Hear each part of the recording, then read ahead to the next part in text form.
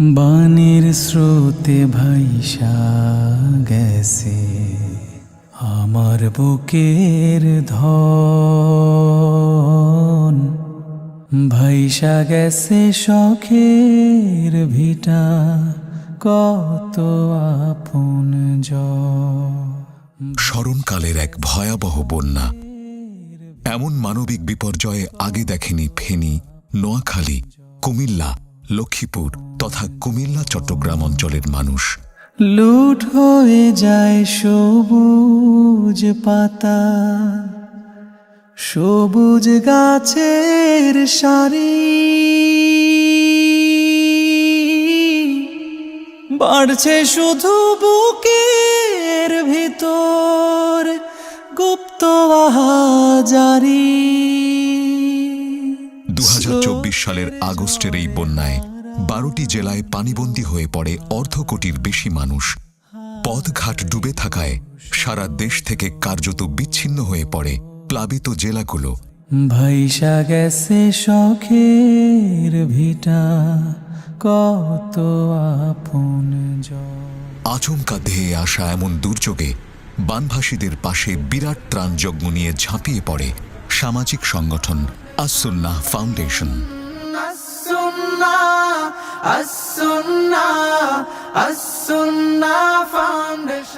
ত্রাণ ও পুনর্বাসন কার্যক্রমে 100 কোটি টাকার বেশি বন্দোবস্ত করার মাধ্যমে মানবিক সহায়তার ইতিহাসে রচনা করে এক নতুন মাইল ফলক। আর এই কার্যক্রমে শ্রম দিয়ে যুক্ত হয়েছেন হাজার হাজার মানুষ।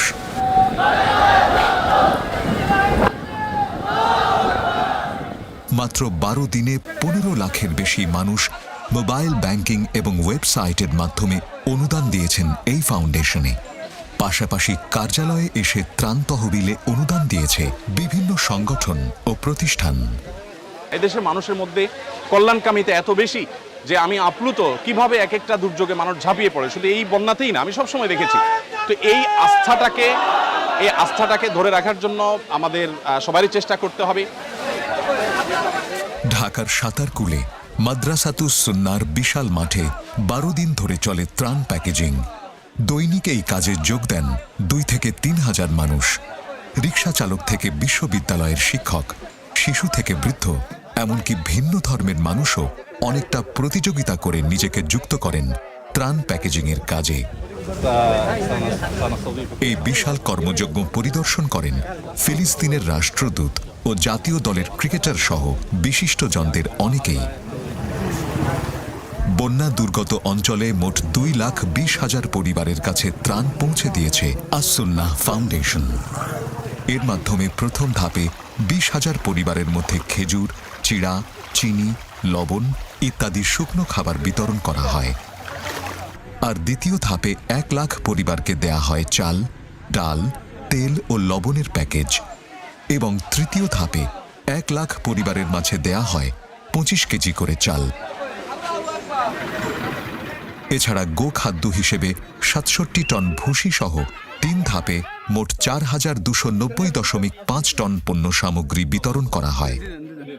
ফাউন্ডেশনের নিজস্ব তহবিল থেকে দেয়া হয় 3,498 টন চাল, 40 টন চিড়া, 200 টন ডাল, 120 টন খেজুর, 2 লাখ লিটার সয়াবিন তেল, 112.5 টন লবণ, 20 টন চিনি, 1 লাখ লিটার পানি, 67.37 টন ভুসি ইত্যাদি।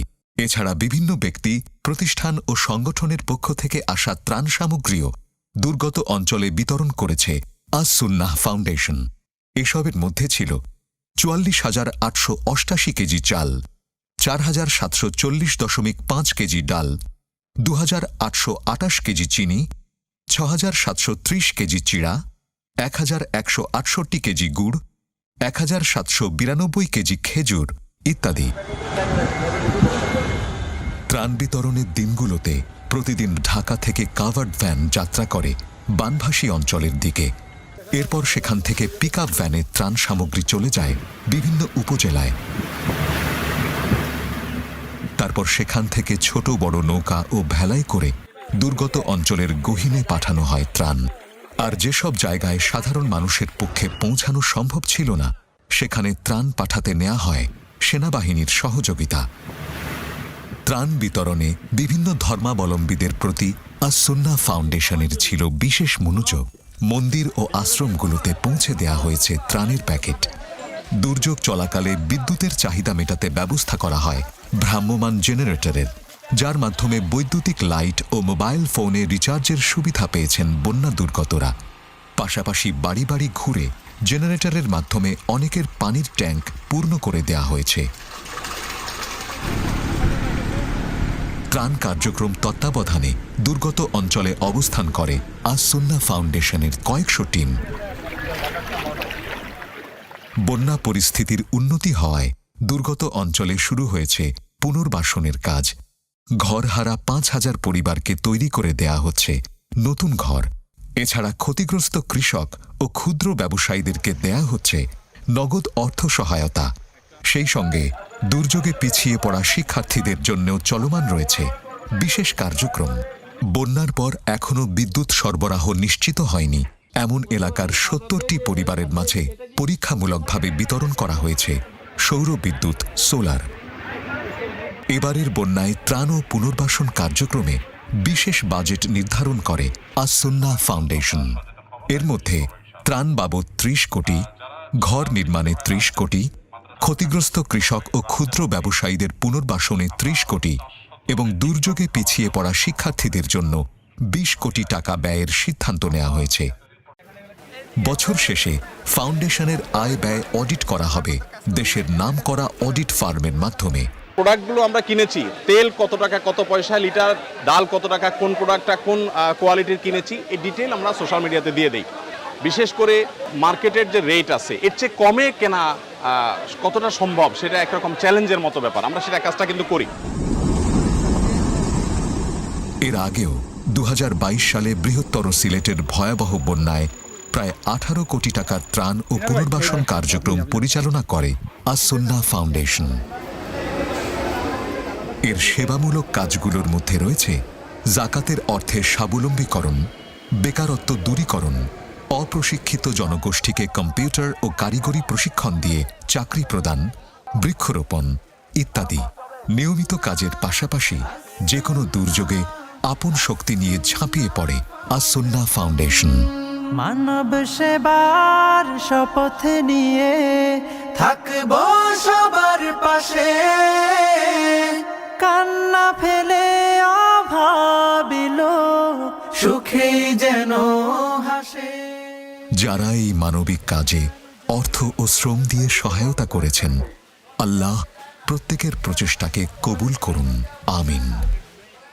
আস-সুন্নাহ ফাউন্ডেশন সম্পর্কে বিস্তারিত জানতে ভিজিট করুন www.assunnahfoundation.org। আস-সুন্নাহ ফাউন্ডেশন, উম্মার স্বার্থে, সুন্নাহর সাথে।